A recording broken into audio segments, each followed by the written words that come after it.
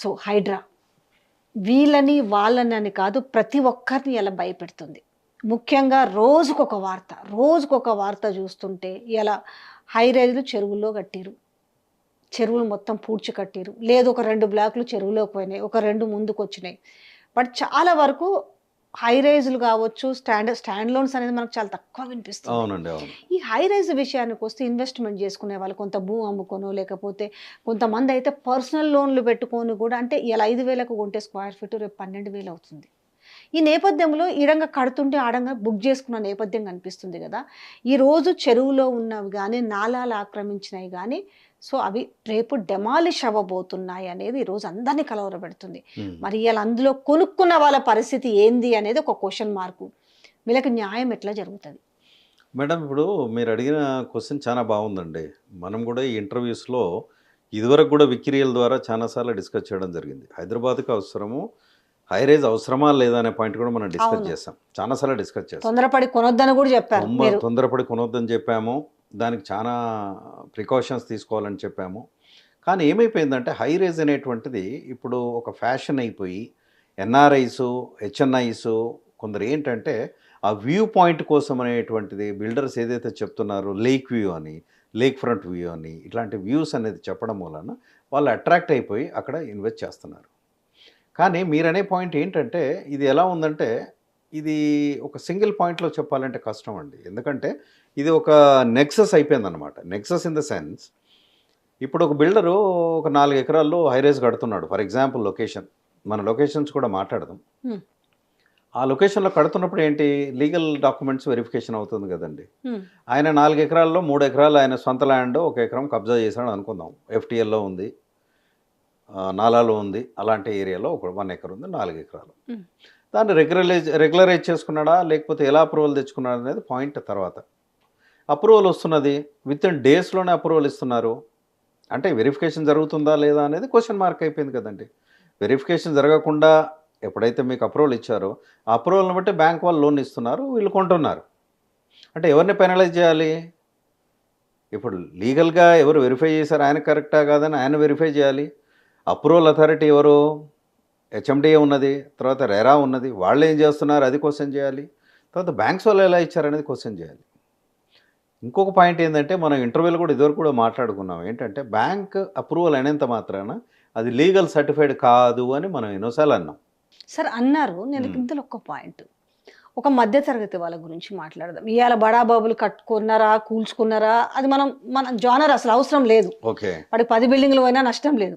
ఇలా మనం మాట్లాడుకునేది అంతా కూడా సామాన్య జీవితం. నాకు ఒక ఇల్లు ఉండాలి హైదరాబాద్లో, ఓ డబుల్ బెడ్రూమ్, త్రిబుల్, ప్రతి ఒక్కరి ఆశ, ప్రతి ఒక్కరి కల సొంత ఇల్లు. అవునండి. ఈ నేపథ్యంలో నేనున్నానండి, ఒక ఇల్లు చూస్తాను, సరే ఒక 60 70 కోటి రూపాయలు ఏదో, అతను ఉద్యోగం చేస్తున్నాడు, లోన్ వచ్చే కెపాసిటీ ఉందా లేదా అని అతను మైండ్ సెట్కి ఆలోచిస్తాడు. కరెక్టా? నాకు డౌన్ పేమెంట్ ఉందా లేదా, నేను సర్దుకోగలనా లేదా, ప్లస్ లోను, ఇవన్నీ ఫస్ట్ పోయిన తర్వాత ఇల్లంతా మనం ఇది చేసుకున్న తర్వాత ఎవరి దగ్గరికి పోతామండి? మనం బ్యాంక్ దగ్గరికే కదా. అవును. బ్యాంక్ అతను ఇవన్నీ ఎంక్వైరీ చేసుకోవాలంటే సాధ్యమవుతుందా? బ్యాంక్ వాళ్ళు ఎంక్వైరీ చేసుకోవాలంటే సాధ్యం అవుద్దండి. వీళ్ళు ఇప్పుడు నేను కొనాలనుకున్న దాన్ని నాకు బ్యాంకు లోన్ వస్తే చాలనుకుంటాను, జనరల్గా అందరూ ఆలోచిస్తారు. అవును. కానీ ఈరోజు ఏమంటున్నారంటే హైడ్రా కమిషనర్ రంగనాథ్, ఒకసారి మీరు కొనేటప్పుడు ఒకవేళ మీకు డౌట్ వస్తే మమ్మల్ని సంప్రదించండి అంటున్నారు. కానీ ఆ డౌట్ ఇంతకుముందు ఎవరికి రాలేదు కదా అంటున్నాను. ఓకే, అంటే మేడం ఇప్పుడు మీరన్న పాయింట్ కరెక్టేనండి. ఇదివరకు ఎందుకు డౌట్ రాలేదు? హైడ్రా రాకముందు వరకు ఇదంతా బాగానే ఉంది కదా. ఇది వచ్చిన తర్వాతనే కదా అలజడి స్టార్ట్ అయింది. అప్రూవల్స్ వచ్చాయి, ఓకే, మీకు హెచ్ఎండిఏ రేరా అప్రూవల్స్ వచ్చాయి, link set of the documents legalised okay అని సర్టిఫై చేశారు, బ్యాంక్ వాళ్ళు ఓకే అన్నారు. అన్న తర్వాత ఇట్స్ ఎ క్లియర్ ప్రాపర్టీ కదా మనం అనుకునేది. అలా బ్యాంక్ వాళ్ళు తీసుకుంటారు. ఇప్పుడు మనం కూడా కస్టమర్ పాయింట్ ఆఫ్ వ్యూలో ఆ విధంగానే తీసుకుంటాం కదా. మనం ఎందుకు డీప్కి వెళ్తామండి? మనకు తెలియదు కదా అది. ప్రతి ఒక్కరికి ఎట్లా తెలుస్తుంది చెప్పండి? ఇలాంటి ఇప్పుడు ఏమైపోయిందంటే బ్యాంకులను కూడా నమ్మే పరిస్థితి లేదండి. కుమ్మక్కైరు అనేది banks 100% banks, builders and government officials. ఇది నెక్సస్ అంటే ఇది ఒక త్రిచక్ర వ్యూహం అన్నమాట. ఇది 100% ఉంటే కదండి జరిగేది. ఇప్పుడు ఫర్ ఎగ్జాంపుల్ అండి, బ్యాంక్స్ కూడా ఎలా లోన్లు ఇస్తున్నాయి చెప్పండి? కొన్ని షూరిటీస్ పెట్టిస్తున్నాయి మీకు. కొన్ని చెప్పాలంటే నేనున్నానండి, ఫర్ ఎగ్జాంపుల్ నాకు 1000 కోట్లు కావాలి, షూరిటీ పెట్టాలి కదా నాకు లోన్ రావాలంటే. అవును. నేను వేరే bank, third party bank surety ఇస్తుంది నాకు. అది ఎక్కడో ఉంటుంది బ్యాంక్, అది ఇక్కడ ఉండదు. ఆ బ్యాంక్ నుంచి షూరిటీ వస్తుంది. It is not in India, it is somewhere else out side. అది షూరిటీ ఇస్తే state bank of India Secunderabad branch వాళ్ళు లోన్ రిలీజ్ చేస్తున్నారు. అదొక ఛానల్లో వచ్చింది, నేను చెప్పను. కానీ ఇలాంటి పరిస్థితుల్లో బ్యాంక్స్ ఏం చూస్తున్నాయి, నేను ఇంత డిస్పర్స్ చేయాలి, 1000 కోట్లు చేయాలి, 5,000 కోట్లు చేయాలి, టార్గెట్ బేస్డ్ వాళ్ళు వర్క్ చేస్తున్నారు. బ్యాంక్ ఎందుకు చేయదండి? కరెక్ట్గా స్క్రూటినైజ్ చేస్తే 100% అన్నీ బయటికి తీయవచ్చు. సింపుల్ అండి. Legal set of the documents మాకు ఇవ్వండి, వికీరియల్కి ఇవ్వండి. ఫస్ట్ మేము ఎలా చూస్తాము, హైదరాబాద్ ఏంటి, హెచ్ఎండి లిమిట్స్ ఎక్కడ ఉన్నాయి, జోనింగ్ ఎక్కడ ఉంది, రెసిడెన్షియల్ జోన్ ఉందా, కమర్షియల్ జోన్ ఉందా, ఎఫ్టీఎల్స్ ఉన్నాయా, ఎక్కడేమున్నాయా అని వెరిఫై చేసిన తర్వాత సర్వే నెంబర్ బట్టే కదా ఉంటుంది. దాన్ని బట్టి మనం వెరిఫై చేయొచ్చు కదా.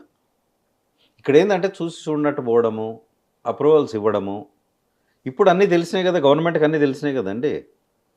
ఇప్పుడు ఒక ఎక్స్ బిల్డరు 10 ఎకరాల్లో ఎఫ్టీఎల్లో కట్టిండు, 2 ఎకరాలు ఉంది, మిగతాది 8 ఎకరాలు అనేది కట్టాడని తెలిసింది కదండి. ఎలా తెలిసిందండి? మ్యాప్ చూస్తే తెలియట్లేదా? విత్ సర్వే నెంబర్ ఎఫ్టీఎల్ కనపడట్లేదా, మనకు గూగుల్లో కనపడట్లేదా? అంటే ఏంటంటే ఇట్స్ అ నెక్సెస్. కానీ మీకు ఒకటి చెప్పాలా, ఇప్పుడు అందరికి అర్థమైంది. ప్రతిదీ గూగుల్ మ్యాప్లో వేసేసి ఇప్పుడు ఓపెన్ చేసి చూసుకుంటారు. కానీ ఏది హైడ్రాక్ ముందు అయితే ఎవరు లేదండి. ఇది ఎఫ్టీఎల్లో ఉందా, ఇది బఫర్ జోన్లో ఉందా, వాళ్ళు నేను మళ్ళీ చెప్తున్నా అగైన్, డౌన్ పేమెంట్ నాకు సర్దుబాటు అవుతుందా, నాకు లోన్ వచ్చిందా, నేను ఈఎంఐ నేను బేర్ చేయగలుగుతానా అని అంతే చూసుకుంటాను మరి. అవును. సో అయితే ఈరోజు బ్యాంకులలో లోన్లు ఉన్నాయి. ఓకే, కొన్ని సంవత్సరాల నుంచి ఈఎంఐ కట్టుకుంటున్నారు. ఇలా 2 ఉన్నాయి కేటగిరీస్. కొన్ని సంవత్సరాల నుంచి ఈఎంఐ కట్టుకున్న వాళ్ళు ఉన్నారు. రెండోది చాలా హై రైజెస్లో ఇన్వెస్ట్మెంట్ చేసుకుంటారు. కొంతమంది అయితే మేజర్ ఆఫ్ ది పర్సనల్ మంచి ఎంప్లాయీస్ అయితే పర్సనల్ లోన్ పెట్టుకుంటున్నారు, ఊర్లో భూములు అమ్ముకొచ్చి ఒకేసారి తక్కువకి వస్తుంది కదా ఆ రోజు, ఇన్వెస్ట్మెంట్ చేస్తున్నారు. ఇప్పుడు కూలగొడతాయి. పాతవి కూలగొట్టినా, కొత్తవి కడుతున్నవి కూలగొట్టినా నష్టపోయేది మళ్ళీ ఇప్పుడు కొనుక్కున్న వాళ్ళే కదా. ఇప్పుడు వీటిని కూలగొడితే ఏం చేయాలా? మంచి క్వశ్చన్ అండి ఇది. నా సలహా ఏంటంటే జనరల్గా వ్యూవర్స్ కూడా చెప్తున్నానండి, మీరు వీడియోను 1 కాదు 10 సార్లు చూడండి, ప్రతి పాయింట్ని అర్థం చేసుకోండి. ఇప్పుడు మీరు చేయగలిగేది, మీ చేతిలో ఉన్న ఆయుధం ఒకటేనండి. మీరు హై రైజ్లో తీసుకున్నా, లో రైజ్లో తీసుకున్నా, మీరు అక్కడ ఉన్నటువంటి వాళ్ళు ఎంతమంది ఉన్నారు, ఎంతమంది కొన్నారు అనేది మీరు ఒక లిస్ట్ అవుట్ చేసుకోండి. ఫస్ట్ 100 మంది ఉన్నారా, 200 మంది ఉన్నారు, వాళ్ళందరూ ఒక మీటింగ్ పెట్టుకోండి. మీరు మీటింగ్ పెట్టుకొని నెవర్ ఫామ్ అన్ అసోసియేషన్ అవసరం లేదు ఇక్కడ. ఏమవుతుందంటే అసోసియేషన్ ఫామ్ అయితే ప్రెసిడెంట్ సెక్రటరీని ట్యాప్ చేస్తే అయిపోతుంది, మీరంతా ఏం చేయలేరు. ప్రెసిడెంట్ సెక్రటరీని నేను కంట్రోల్ తీసుకున్నానంటే మీరేం చేయలేరు. మీరు ఇండివిజువల్గా మీరు జస్టిస్కి వెళ్ళండి, జస్టిస్ కంటే కోర్టుకి వెళ్ళండి.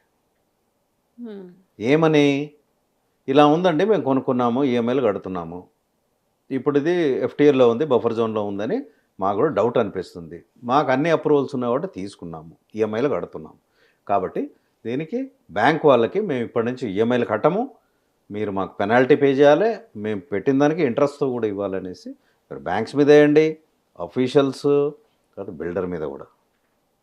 అప్పుడు హీట్ అనేది పుడుతుంది. అప్పుడు మీకు ఒక 200 కేసులు 500 కేసులు 1 by 1 పడితే అప్పుడేమైంది, అదొక ఇష్యూ అయిపోతుంది. కాబట్టి అప్పుడన్నా కోర్టు డైరెక్షన్స్ ద్వారా దీనికి ఏమైనా సొల్యూషన్ రావచ్చండి. అంతేగాని మీరు ఒక యునైట్గా ఉండండి, జరిగిపోయింది అది జరిగిపోయింది, కానీ మీరు ఇప్పుడున్న ఇన్వెస్ట్మెంట్ని ఇంకా ఆపేసుకొని ఈ విధంగా ప్రొసీడ్ అయితే బెటర్ అని నా సలహా.